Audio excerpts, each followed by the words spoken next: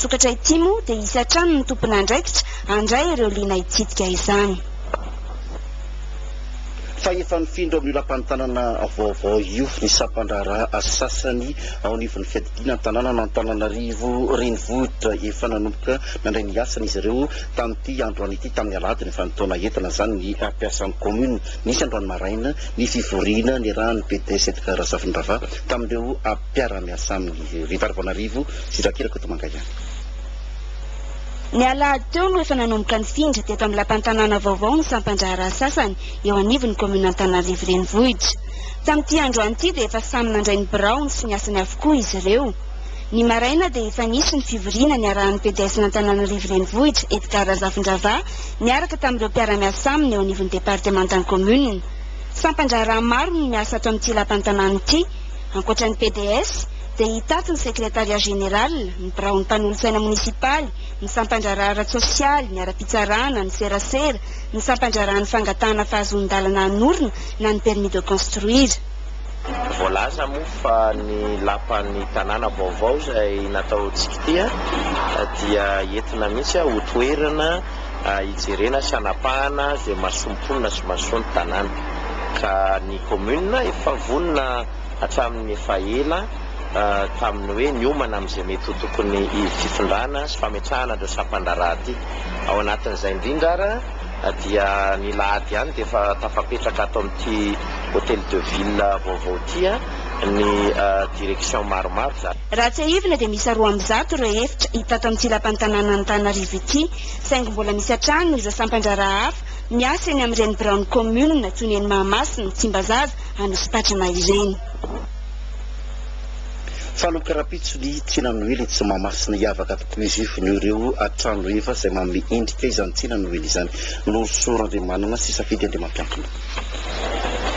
Ao anatin'ny fandamenana tanteraka ny tsena Noely eto Mahamasina ny eo anivon'ny commune Antananarivo amin'izao fotoana izao. Anisan'ny asa goavana amin'izany ny fitsinjarana ny toerana ivarotan'ireo mpivarotra. Raha ny nambaran'ny lehibe ny tsena Analakely Andry Andrasana tolotra mantsy dia tsy mahasehaka ny isan'ny fangatahana lalana avy any amin'ny mpivarotra ny toerana anaovana izany. Raha ny fantatra dia 2700 ny mpivarotra zakan'ireto chapiteau 700 ireto, raha efa 510 no efa nanao ny fangatahana. Nilaza moa ny lehibe ny tsena Analakely fa raha ampitso ny sokafin'ity bazar de Noël eto Mahamasina ity. Voarara tsy azo amidy amin'izany ny zava-pisotro mahamamo. Fa manao kosa no mety ho vidin'ny entana amidy eto raha ampitahaina tamin'ny taona lasa. Ny prix de vente zany tsy dia miova fa ny vidin'ny entana ny afanana azy no simba. Satria anao koa tsy afaka hoe ampiakatra be an'ilay izy asotro ahoana fa fahamidin'ny olona zany kely somary lafolafo satria ilay izy ny simba zany angalana miakatra amin'ny fangalana. Fakana entana misy misonitra fa izay mitana amin'ny prix anay foana zany fanomezana ohatrany hoe fafafohan'ilay olona satria fiainana ka sarotra dia tsy mampisonitra vidin'entana izay. Izay ny eto Mahamasina. Fa raha sy teny kely ireo mpivarotra eny Analakely dia efa manao ny fanadiovana amin'izany ny commune Antananarivo andro aman'alina mihitsy mba tsy hitombonin'ny mpivarotra eny isan'andro. Hita ho nampiavaka ny bazar de Noël tamin'ity taona 14 ity ny fijoroany ireto chapiteau ireto eto ka nanome endrika tsara ny toerana tokoa raha trano vy no nanaovana izany teo aloha. Fantatra moa zany fa rehefa lakamisy dia tsena Mahamasina tahaka ny mahazatra ihany izy dia amin'izany toerana io Mahamasina izany. Fa nasongadina nandritra ny 3 andro tao Toliara kosa ireo zava-bita sy ezaka eo atao io misitry ny jono eto Madagasikara naomby hatrany 700 ny asa na dia ny hena 700 aza ny teti-bola nampiasaina narindra raha fenomanana. Tanteraka ny 700 ny vinavinan'asa napetraky ny ministeran'ny Jony tamin'ity taona ity. Nisy ny ezaka natao na dia nahena aza ny teti-bola nentina ny asa. Nisy ny restriction budgétaire tamin'ny volana aogositra 20 lavitisa ariary teti-bolan'ny ministera tamin'ny voalohany dia nihena hatrany amin'ny 10 lavitisa ariary zany ka dia ezaka goavana zany an'olona atao ministera na tsarana an'izay 700 tanjona napetraka tany ambolohan'izay. Nomena fiofanana ohatra ireo mpiasa eo anivon'ny ministera amin'ny fampiasana ny volam-panjakana manoloana izay. Amin'ny lafiny finance publique izany mba hanatsarana izay fampiasana vola mpanjakana izay mba tsy ho lamilany foana izany vola izany. Tsarotra amin'ny zato isanjato ny fampiasana vola mpanjakana tamin'izao faran'ny taona izao raha ohatra ka tany amin'ny 7 isanjato tany ny taux d'engagement tamin'ny enimbolana voalohany. Narenina sy novatsiana fitaovana ireo sampandraraparitra amin'ny Sananjono amina faritra maromaro eto Madagasikara fa nisongadina tamin'ity taona ity ny fampahafantarana ny lalàna amin'ny Fenjono eto amintsika sy ny ezaka amin'ny fanatsarana ny farim-piainan'ny mpanjono tamin'ny alalan'ny fizarana salotraina sy fitaovana hafa. Nisy ny finatesa-paritra nataon'ny ministera momba izay. Tsy ambanin'izay ny fifanarahana amin'ny mpampindram-bola iarahana amin'ny PACP eo amin'ny tontolon'ny fanjonono any amin'ny faritra Atsimo andrefana. Izy io moa dia projet pilote ihany fa raha ohatra ka misy ny fahombiazana dia heverina zany ny hanitarana an'izay projet izay amin'ny faritra hafa eto Madagasikara. Tafatsangana tamin'ity taona ity koa voatselakory izay ny filan-kevitra nasionaly amin'ny fitantanana anjono eto Madagasikara. Napetraka ho rafitra eto amin'ny ministera izy io amin'ny fandraisana sosikevitra avy amin'ny sehatra maro hampiroboroboana ny tontolon-jono izay isaky ny enim-bolana ny fivoriana. Fa mahery ny herinalina sy ray tsy taona ny vokatra azo an-drano hotratrarina amin'ny taona ho avy raha efatralina sy ray tsy taona izany teo aloha ho jerena akaiky no ireo tamberim-bidy miditra amin'ny kitapom-bolana rindra ary fenomanana. Arivo sy iray alina tapitrisa ariary izay raha totaly ny volaniditra tao amin'ny ministera anjono tamin'ity taona ity teo amin'ny tamberim-bidy. Voalohany ny tamberim-bidy momba ny fanangonam-bokatra amin'ny hazan-drano sy ny fanjonono iray alina tapitrisa ariary. Ny faharoa kosa onitra tamin'ny fandikan-dalàna tamina fanjonoana hazan-drano sy amina faritra tsy nahazahoana lalana tamin'ny fanjakana 8,700 tapitrisa ariary. Araka ny antotanisa voaray teo anivo ministera momba ny tamberim-bidy ny volana Novambra amin'ny jonan-dranomasina dia mitsinjara toy izao: Lamatra nidina 5,300 raha 4,300 zany tamin'ny taondasy. Fiaraha-miasa tamin'ny vondrona Eoropeana io fa ho an'ireo ivelan'izay kosa dia natratra $7 mahery ny tamberim-bidy niditra tamin'ity taona ity raha $6 zany teo aloha. Marina fa niena ireo olona nahazo alalana tamin'ity taona ity ny amin'izay fanjonoana Lamatra izay. Eo amin'ny Makamba dia niakatra 700 tapitrisa ariary mahery raha 7 mahery tamin'ny taondasy.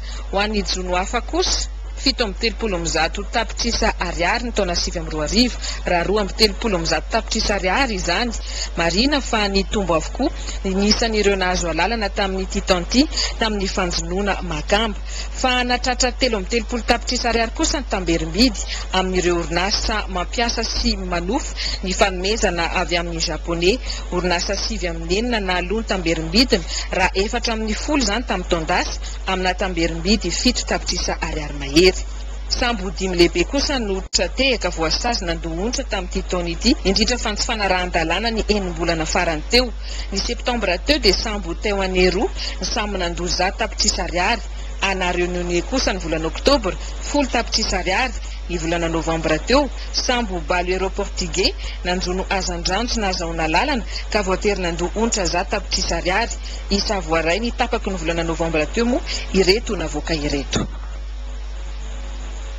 Hitantsika arak'izany fa dia vola-betikoso no ampidiriny ity ministeran'ny Jono ity amin'izany lafin'ny arena an-dranomasina izany mampidi-bola be ho an'ny kitapom-bola mpanjakana. Fa rehefa avetsika hiresaka ny atikasa dinikasa nataon'ny samifiny fa milo izay aloha dia hiresaka kosa ny dinikasa fanatsarana fampidiran-kelitra izay natao tetsy amin'ny Croustillon tetsy Savamahoaka tamin'ity androany ity. Ny tombo nitapa-avitry ny mpandohetra tamin'ity taona 10 ity fa niena kosa ny impôt sur les revenus raha nampitaina tamin'ny taona 9 na hatratra 13 isanjato ny réalisation raha nita tamin'ny vinavina fa 7 isanjato kosa nita ny vinavina tamin'ny loa initial. Io ny vokatra naseho ny tompon'andraikitry ny sampandrara ny hetra nandritra ny dinika niarana tamin'ireo tompon'andraikitry ny sampandrara mikasika ny hetra ato anatin'ny faritra Lalamanga. Nobinina tety ihany koa ny teti-bola-mpanjakana sy ny torolalana vaovao hiatrena amin'ny taona 1,10 ho avy izao. Fampitaovana sy fanakalozana ny trakefa ary fomba atao hoentina hanatsarana ny teti-bolam-panjakana no tanjona amin'izao dinikasa izao. Ny famaritana ny hetra kinina amina sampandrarany hetra anankiray na ny ladoany dia faritana amina agrégat macroéconomique maromaro, ohatra hoe ny taux d'inflation, ny taux de accroissement na PIB, resaka any amin'ny resaka monnaie sy ny sisa fa faritana arak'izay le hoe izy zao ny prévision zany na kinina satria tsy afa-misaraka amin'ny toe-karena manko ane ny famerana ny hetra alaina ao amin'ny firenena anankiray. Ny conférence atao androany dia colloque fanao isan-taona ihany araka le voalazako tao izay atao mambokonan'ny tompona andraikitry ny hetra manerana ny nosy rehefa mivoaka na adopté ny loi de finance anankiray mba hampitovizina ny fomba fijerina ny interprétation io disposition io any amin'izay sehatra sy toerana iasahan'ny tsirairay ihany. Tompona andraikitra tamin'izao dinikasa izao ny ministeran'ny vola sy ny teti-bola na teo aza ny famehezina ny hetra eo amin'ny faditserana manerana Madagasikara na teo amin'ny orinasa vaventy sy ny salasalina dia nodinina tamin'izao dinikasa izany koa ny fanadiovana ny osika mikasika ny faktura-panjakana tsy ara-dalàna, mikasika faktura-panjakana tsy ara-dalàna izay eo anivony sampandrarahany hetra. Kesikeny ady amin'ny famitsim-bola kosa dia atrikasa national lehibe natao tetsy amin'ny hôtel Anosy aritra roa andro izy ity nondrany fomba fijery amin'ny ady atao amin'ny famitsim-bola nandray anjara tamin'izany avokoa ny sampandrara rehetra misy anivon'ny fitsarana ny teti-bola ny renikibony-tany ny polisy ary ny gendarmerie am-pirenena. Io barazana zatovo sy safidy andriamampiankina. Empolo ireo mpandray anjara mampitovy fomba fijery irindrany ny paikady atao amin'ny ady amin'ny famitsim-bola ny sampandrara anivon'ny fitsarana ny cour suprême sy ny cour d'appel ny ministera ny teti-bola ny arenakibony-tany ny ala ny fitaterana an-tanety ny eo anivon'ny polisy ny gendarmerie sy izay rehetra voakasika izany. Roa andro no iarahana eto amin'ny motel Anosy tsy maintsy isy ny tsokevitra aorian'izao. Natao mba ahafahana mampitovy ny fomba fijery mikasika ny antsoina hoe mécanisme anti-blanchiment izay somary zava-baovao ihany tafiditra ao anatin'ny paikady heloka eto Madagasikara ary izy io dia saika azo lazaina ny hoe noraisina tamin'ny fomba fijery anglophone zany mba hisiany firindrany ny fomba fijery sy ny asa atao zany no antony nanaovana an'izao atsikasa izao. Tsy maintsy isy zany ny résolution mba ahafahana manatsara na izay ny lalàna izay efa misy izay mety misy mandringa ao anatiny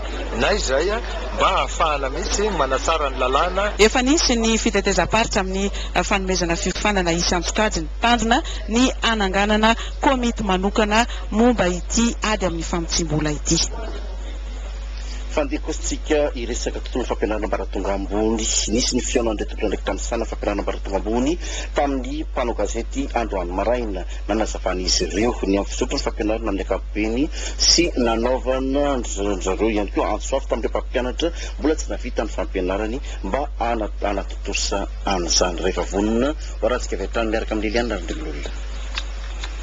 Akoatra ny fampatsahivana ny zavatra tena nokendren'ny ministera fampianaram-bony sy ny fikarohana ara-tsiansa izay nifantoka indrindra tamin'ny fanatsarana sy ny fanadiovana ny fampianarana ny bonne gouvernance dia nifantoka tamin'ny zava-misy eo amin'ny tontolon'ny université amin'izao fotoana izao ny fanazavana. Fantatrara fa eo anatrehan'ny toetra raha misy eto amin'ny firenena ankehitriny dia nisy tokoa ny tsy tanteraka araka ny eritreretana azy ny fampiarana ireo rizanteny mikasika ny tombotsoan'ny mpampianatra pikaroka kanefa na dia izany aza araka ny fanazavana dia nisy ny ezaka nataon'ny fitondrana mba hampisondrotana avo